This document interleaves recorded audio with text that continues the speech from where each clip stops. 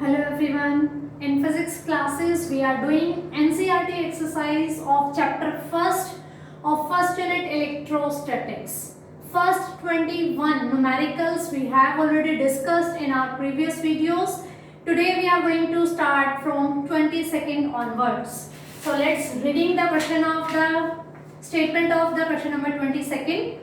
A uniformly charged conducting sphere of 2.4 meter diameter has its surface charge density 80 microcoulomb per meter square. It is given that we have question number 22, a sphere of diameter 2.4 meter and its surface charge density is 80 microcoulomb meter square per meter square. Okay, now it is asking about what is the charge on sphere and what is the total electric flux leaving the surface of the sphere.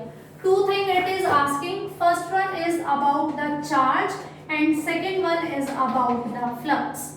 Okay, now we know surface charge density. For a spherical surface we know it is given by charge per unit area. We have sphere, so area will be like this 4 pi r square. We are having the value of diameter 2.4 meter. Radius will be half of the diameter, so it will be 1.2 meter. We have surface charge density, we have radius, so we can calculate the area. This two things we are having, so we need to find out Q. It will be very easy. Q will be given by surface charge density into area, surface charge density into 4 pi r square. Surface charge density is 80 microcoulomb per meter square. So I will write 80 into 10 to the power minus 6 coulomb per meter square. I need to convert all the physical quantities unit into the SI units.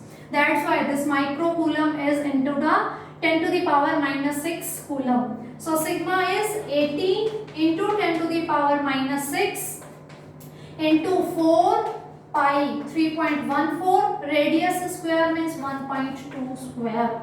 This will be the charge. We know surface charge density is charge per unit area. We need to find out charge. Charge will be surface charge density into area.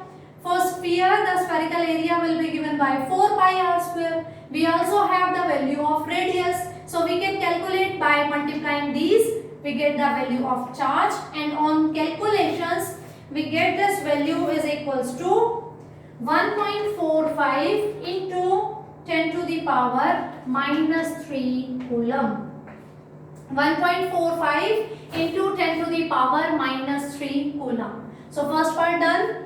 In second part it is asking about the flux. Flux through any Gaussian surface is given by charge upon epsilon naught. This is the Gauss law. If we are having any closed surface, then the flux will be given by 1 by epsilon times the charge contained by that surface. So it is having this much charge.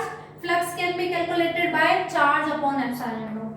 Charge is 1.45 into 10 to the power minus 3. We have recently calculated. Epsilon naught is 8.85 into 10 to the power minus 12.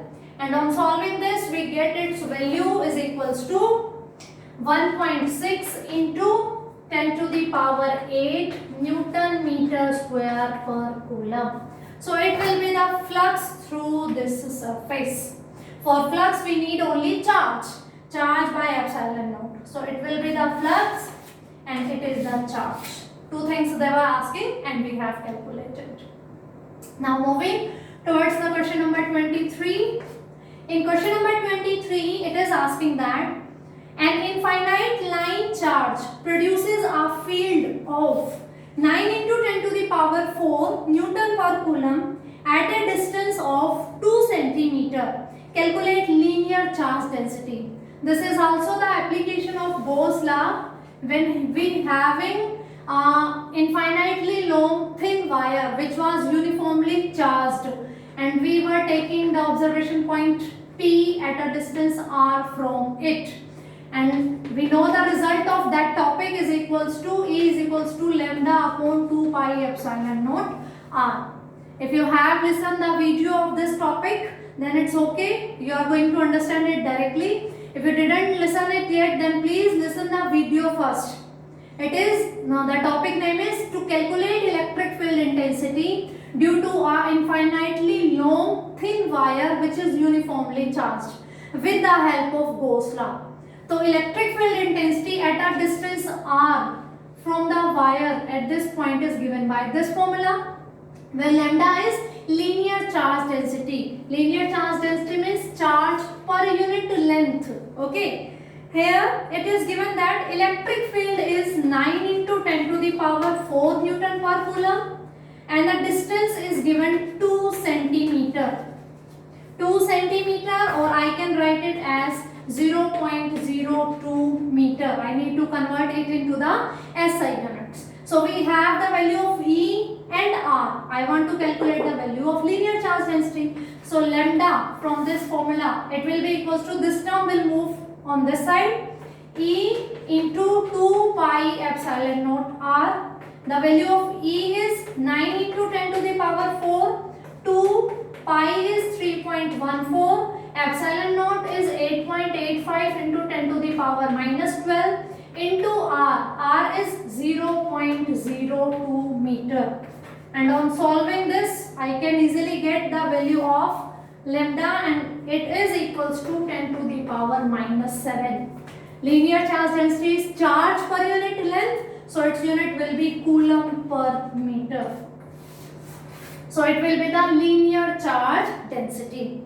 This one is about the question number 23rd. Let's moving towards the question number 24. We have discussed the 4 applications of the Gauss law, in which we have calculated electric field intensity due to various shapes. Okay.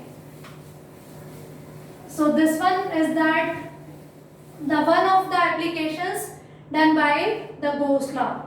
The question number 24 is, two large thin metal plates are parallel and close to each other. It is again the Gauss law's application when we were having two charged parallel plates close to each other. On their inner faces, the plates are having surface charge density of opposite signs. Means if it is plus sigma, then it is minus sigma. Okay.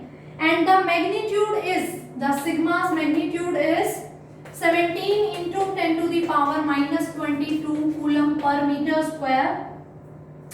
What is the E? In the outer region of first plate, means here.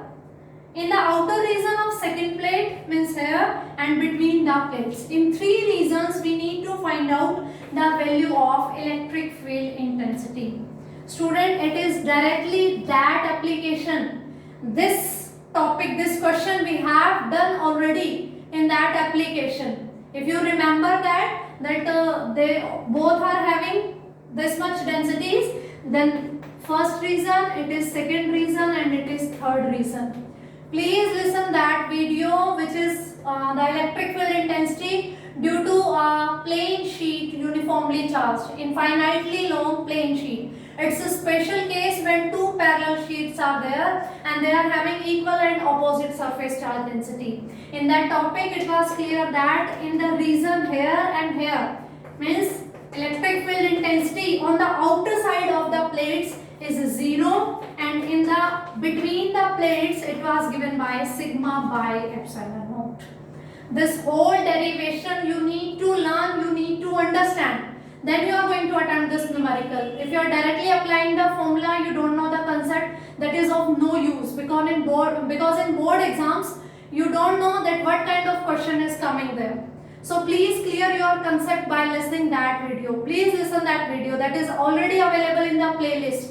The chapter first, and it is maybe the last, second or third video is there. Okay. So please listen that. Here and here, the outer region electric field intensity is 0, and in between the plates it is sigma by epsilon naught. The value of sigma is 17 into 10 to the power minus 22 upon epsilon naught is 8.85 into 10 to the power minus 12. So E is equals to, on solving this, we get its value 1.92 into 10 to the power minus 10. This is electric field intensity, Newton per coulomb, force per unit charge. So it is the electric field intensity. And that application we were also saying, if we need an arrangement of electric field, we are going to put two plates of opposite signs. If it is having positively charged, it is negatively charged. Then electric field on the outer regions is 0 and in between them is sigma by epsilon naught. Sigma is surface charge density, which is already given here. So we need to just find out the electric field intensity by dividing it by the epsilon naught. So here is the solution of question number 24. Students, I am repeating this thing. Numericals, you can have your command on these numericals only when you have the concept clearance of all the topics. And chapter first, all the topics are available in the playlist. Please listen those videos again and again. Then you are going to start solving the numericals. This is sufficient for today. Thank you.